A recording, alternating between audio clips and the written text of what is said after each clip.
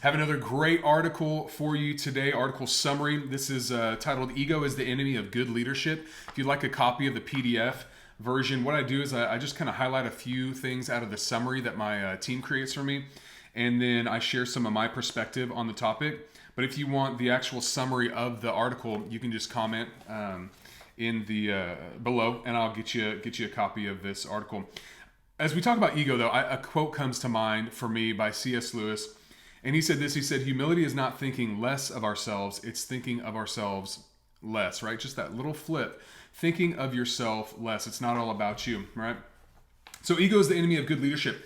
Here's a great quote. Managing our ego's needs for riches, celebrity, and influence is the most important task of any leader, says Jennifer Wu, CEO and chair of the Lane Crawford Joyce Group, Asia's largest luxury store.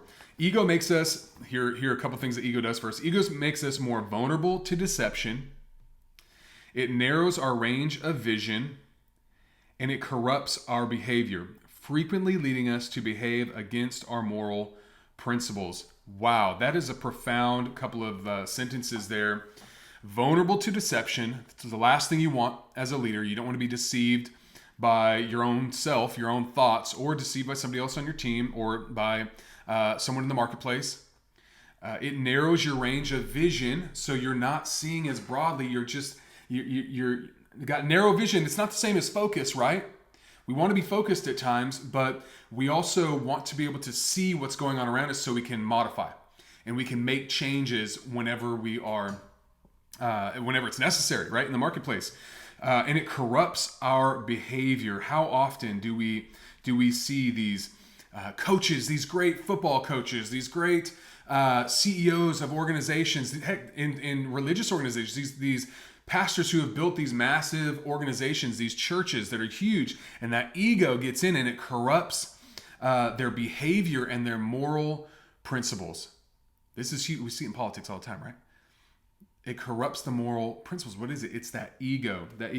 Having a large ego causes us to have significant confirmation bias. This is because we are constantly on the lookout for more information that reinforces what we already believe.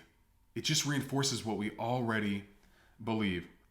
So what's the antidote, right? What is the antidote to this? And the article gives us a very simple antidote. It says selflessness is built on the foundation of humility and thankfulness. It says, make it a practice each day to thank all the people who played a role in making you successful. I've heard it said there's no such thing as a self-made person, right? We all have people that have contributed to our success. People who have believed in us when we didn't believe in ourselves. People who gave us opportunities. And yes, did we have to take advantage of those opportunities? Absolutely. That doesn't take away the hard work that you put in. But every one of us have people that have contributed to our success. Our team members that have contributed to our success. We couldn't do it without our team, right? If you have a significant dream, you can't do it without your team. So just remembering the people who have played a part in helping us get to where we're at helps fight that ego trip that we all are susceptible to, and helps us to stay in a place where we can have a broad vision, not be caught up in deception, and not give way or lose our moral compass. So I hope that helped you today. I really like that article. Ego is the enemy of good leadership. If you want a copy, just mention in the comments and I'll get one to you. Have an awesome day.